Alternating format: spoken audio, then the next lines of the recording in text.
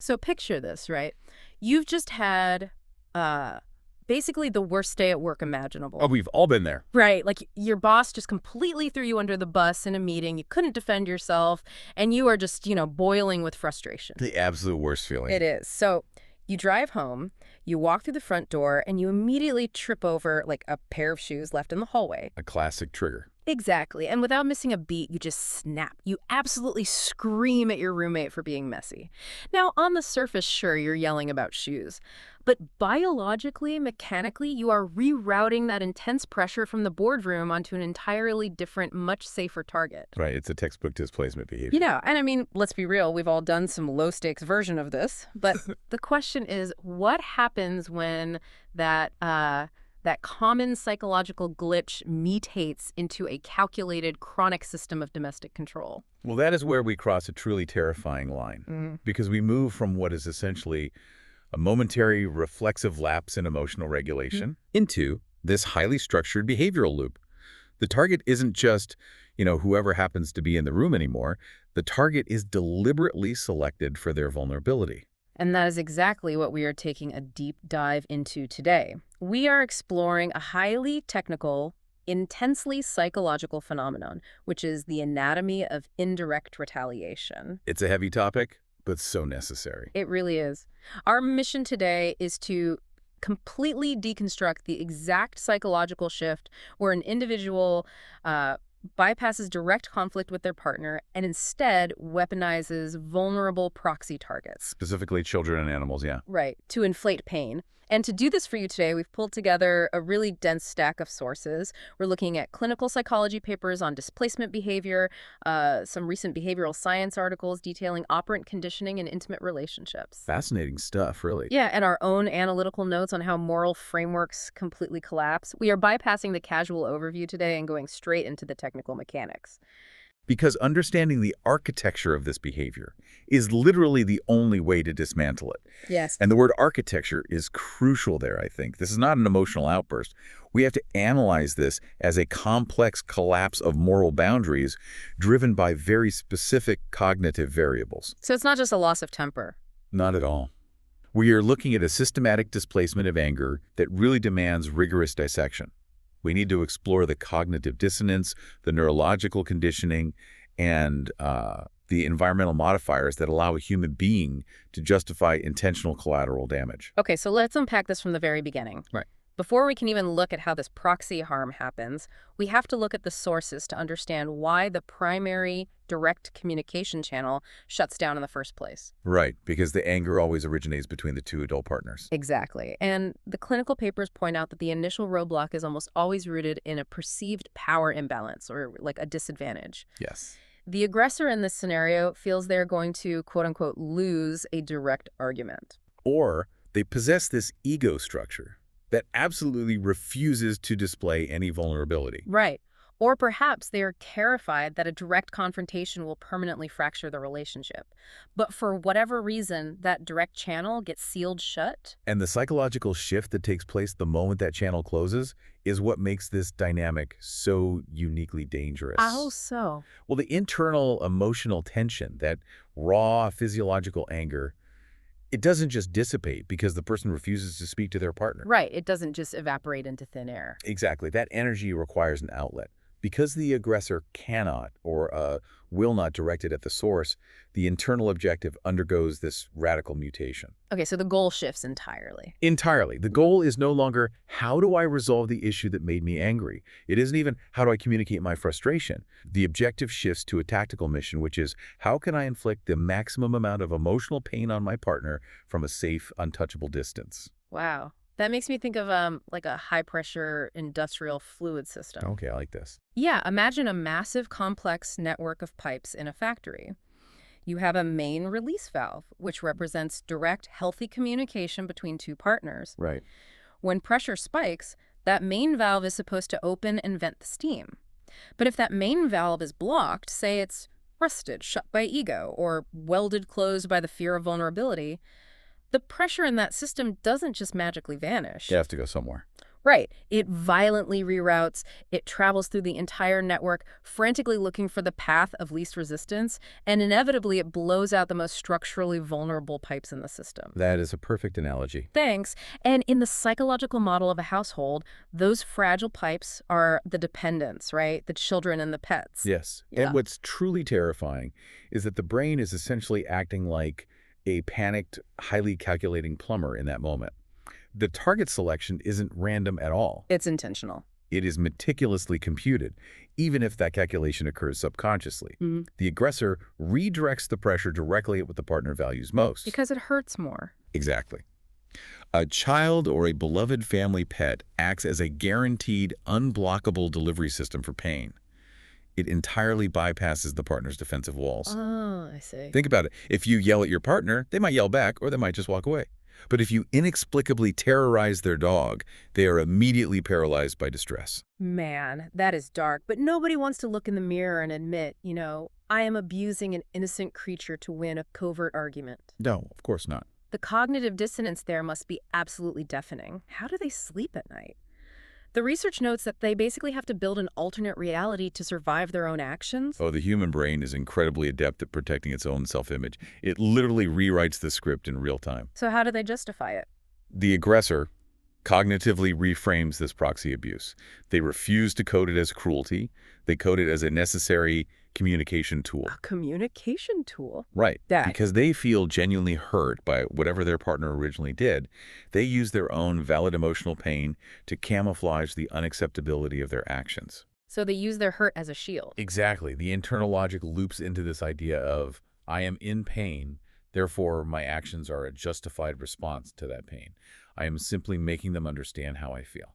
So they merged the original cause of their anger with the act of harming the proxy. Yes, blurring two entirely separate events into one distorted justification. Okay, so we have the pressure rerouted and the internal justification firmly established. But how does this escalate from an isolated bad judgment incident into a chronic escalating habit? That's where the operant conditioning comes in.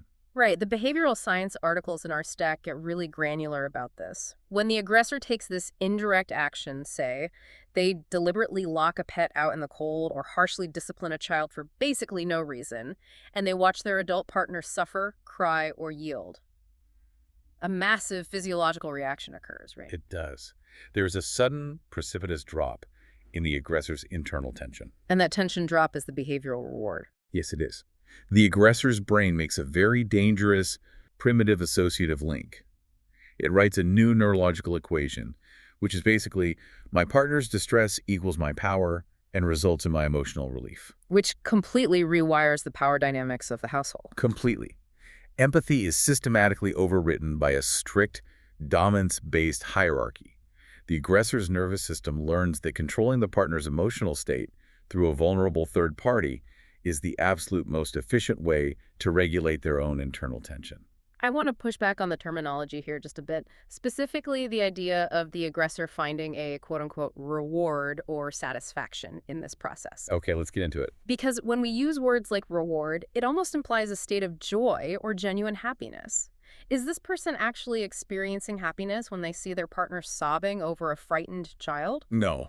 Right. Or are we looking at something much more mechanical? To me, it feels less like joy and more like the frantic scratching of a terrible mosquito bite. That's a great way to put it. Like, you aren't happy when you're scratching it until it bleeds. You are just desperate for the itch to stop. That distinction is paramount. Yeah. You are describing the exact difference between positive and negative reinforcement, which the literature emphasizes heavily. Okay, break that down for us. We are not talking about joy or positive reinforcement, which would be adding something good. We are talking strictly about negative reinforcement, which is when a behavior is strengthened because it stops or removes a highly unpleasant stimulus. The itch. Exactly, the itch. The aggressor is in a state of high emotional distress. The proxy retaliation temporarily stops that distress. It acts as an emotional anesthetic. Anesthetic. Right. The person is fundamentally developing an addiction to emotional regulation. And just like any chemical addiction, it introduces the severe problem of escalating tolerance. Because the anesthetic wears off faster every time. It does. The relief dissipates incredibly quickly. And as the initial anger fades, What remains permanently hardwired in the neural pathways is the memory of the successful tactic. So the baseline moves. Exactly. The next time a conflict arises, even a minor one, the brain demands a stronger stimulus to achieve that exact same drop in tension. The retaliation has to become slightly harsher, slightly more calculated. Wow. The ultimate tragedy of this behavioral learning loop is its trajectory. It moves from an impulsive, messy, emotional explosion into a cold, habitual tool for domestic control. Which brings us to the actual collateral damage here. If we know this is a learned behavior utilized for control and emotional regulation, we have to look analytically at the targets themselves. The children and the pets. Right. Why are helpless beings the required targets for this specific mechanism? And the behavioral research is painfully clear on this. Unlike adult partners, kids and pets cannot talk back. No, they can't. They cannot intellectually deconstruct a flawed argument. They can't physically leave the environment, and they lack the financial or, social agency to alter their living conditions. They provide a zero-risk venting mechanism. Zero risk for the aggressor, you mean? Yes. If the aggressor attacks the partner directly, there is a risk of a proportional counterattack, a risk of escalation, or the ultimate risk of the partner just leaving. Right. By targeting the child or the animal, the aggressor exercises absolute, unmitigated control without facing any immediate pushback. But we have to pivot and look at the devastating psychological fallout on those proxies. This aggressive act is entirely intended as a covert message from adult A to adult B. Yeah. But the proxy, the child or the animal, have absolutely no way of knowing they're merely a medium for a message. They don't have the context. Exactly. They don't have the context. To them, the trauma is an entirely isolated, random, and independent event. And that is so damaging, because a child's cognitive development naturally leans toward egocentrism. What does that mean in this context? Well, in developmental psychology, that means they inherently believe they are the direct cause of the events happening around them. Yeah. So when a child is subjected to this unpredictable, displaced hostility, they do not possess the psychological tools to think, oh, my parent is currently using me to manipulate my other parent. They just think it's their fault. Exactly. They internalize the abuse completely. They form a foundational core belief that says, I am being treated this way because I am inherently bad, flawed, or unlovable. That is heartbreaking. And for animals, it's arguably even more primal, right? Definitely. They literally lack the cognitive architecture to rationalize human context at all. They can't process why the rules of the house suddenly changed. They are simply forced into a state of chronic, unpredictable terror, which just permanently shatters their foundational sense of environmental safety. Which forces us to ask a really difficult question about the aggressor here. Yeah. What happens to their conscience while all this collateral damage is actively piling up in their living room? Well, let's talk about the concept of the emergency brake. Okay.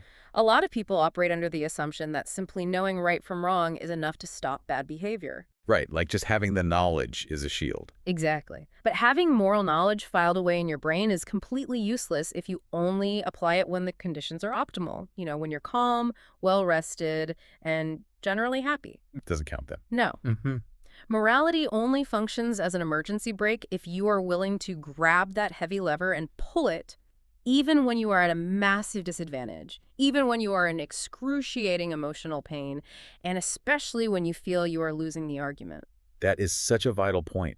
Morality is not a static trait that you either permanently possess or you don't. It is an active cognitive muscle. A muscle that needs to be used. Exactly. And this brings us right back to that mechanism of self-justification we outlined earlier. Right. Every single time the aggressor used an excuse to rationalize their proxy abuse, telling themselves, my partner made me do it, or I had no other way to get them to listen to me, that moral muscle actively atrophies. It gets weaker every time. Yes. The friction of cognitive dissonance is resolved by lowering the internal ethical standard. Over time, the hard line of what is strictly prohibited begins to blur. So the guilt fades. Almost entirely. The initial guilt they might have felt during the first incident vanishes by the 10th incident. We are basically witnessing the systematic, self-inflicted collapse of an individual's core moral framework. Okay, so if the moral brake has been completely worn down to the metal through repeated justification, and the operant conditioning has just strongly reinforced the behavior, what actually stops the machine? That is the big question. How do you halt a cycle this deeply ingrained? The clinical sources in our deep dive point heavily to environmental modifiers. Yes, they do. We have to look at the external conditions that actively strip away our long-term reasoning, our prefrontal cortex functionality. Right, because nobody operates in a vacuum. Exactly. When someone is experiencing chronic lack of sleep, social isolation, severe economic anxiety, or just the relentless tension of a failing relationship, their brain defaults to the most primitive, fastest, most effective weapon it has learned. And in this environment, that weapon is indirect retaliation. Right, so what's the intervention? If we zoom out to the broader picture of behavioral intervention, treating those underlying relationship issues or the environmental stressors is necessary, sure. But it is fundamentally insufficient to stop the abuse. Really? Why? Because the aggressor must undergo a radical, highly uncomfortable cognitive split. They have to learn to strictly separate two simultaneous realities that they have spent months or years blurring together. Okay, what are the two realities? Fact 1. I am a victim of my partner's actions or words. This may be entirely true, completely valid, and deeply painful. Okay. Fact 2. I am the perpetrator of abuse against a vulnerable, innocent being. Wow. And realizing that one does not cancel out the other? This is the absolute crux of accountability. It requires holding those two distinct realities in the mind at the exact same time without ever letting the first fact justify the second fact. That's incredibly hard to do. It is. But the trauma or frustration you receive from your partner does not grant you a voucher to inflict trauma on a proxy. Until the aggressor can sever the causal link between their own pain and their destructive behavior, the cycle will inevitably perpetuate. So the sources offer a very specific, preemptive, tactical intervention for severing that link. They call it establishing a thin wall of time. A thin wall of time, yeah. It's basically about deciding what not to do long before the anger ever hits. Things like committing to sleeping on a dispute, physically leaving the premises, or forcing yourself to write the grievance down rather than acting on it. Yes. But practically speaking, how does an individual install this thin wall in the heat of a high adrenaline moment? It's difficult. Because when the nervous system is completely flooded, the amygdala has hijacked the brain, and the body is absolutely screaming for that immediate behavioral relief. How does a person actually stop? It sounds great in a research paper, but, in the trenches of a screaming match, how does that work? It works entirely through premeditation and the mechanical insertion of a time delay. You cannot build the wall during a hurricane. It has to be built when the weather is clear. Ah, I see. By committing to a predetermined physical action like walking out the front door, the exact moment the heart rate crosses a certain threshold, the aggressor is doing something vital neurobiologically. They're cutting the circuit. Exactly. Yeah. They're cutting the circuit of the behavioral loop. It forces the brain out of the immediate stimulus response cycle and gives the prefrontal cortex time to come back online. But that requires a huge perspective shift. Massive. The reframing required to execute this is massive because the aggressor often feels that walking away is like losing the fight or showing weakness. But in reality, refraining from the proxy retaliation is the ultimate assertion of control. It is reclaiming dominance over one's own impulses, rather than letting the partner's actions dictate a destructive, uncontrollable response. That is so powerful. So, synthesizing all these mechanics, what are we really looking at here? We've traced the system failure from the initial block to valve all the way to the cognitive collapse. We have. Indirect retaliation isn't just a passionate accident or a crime of pure emotion. It is a tragic, highly structured, learned cycle. It's this dark scenario where an individual literally sacrifices the psychological safety of the most innocent dependents in their environment, the children, the animals, all in exchange for the illusion of control and a temporary fleeting hit of emotional relief. Exactly. And if we distill the so what for you, the listener, the takeaway regarding rebuilding a broken moral compass is really profound. Yeah, how do we rebuild it? Rebuilding that internal infrastructure isn't about wallowing in retrospective guilt. Guilt can actually act as just another self-indulgent emotion that paralyzes you and prevents actual change. Oh, that's interesting. Real structural repair is about brutally honest accountability. It requires recognizing the mechanical nature of the system failure, separating your own valid pain from your unjustifiable actions, and focusing entirely on changing the very next physical action you take when the pressure inevitably spikes. Wow. It brings us right back to that image of the industrial pipes. We all have immense pressure in our systems. We all face moments where the main valve gets blocked by our own ego, our fear, or our profound hurt. Everyone does. And I think that leaves you with a lingering thought that extends far beyond the extreme, deeply disturbing examples of proxy abuse we've dissected today. Even if you never engage in something as severe as weaponizing a child or a pet in a dispute, we all have to look hard at our own microbehaviors. Absolutely. How often do you use your own valid pain, your own stress, or your own sheer exhaustion as a free pass to bypass your own ethical boundaries in everyday life? When the pressure gets too high, where does your system bend? Question we all need to ask ourselves. Definitely. Keep an eye on your valves. We'll see you next time on the Deep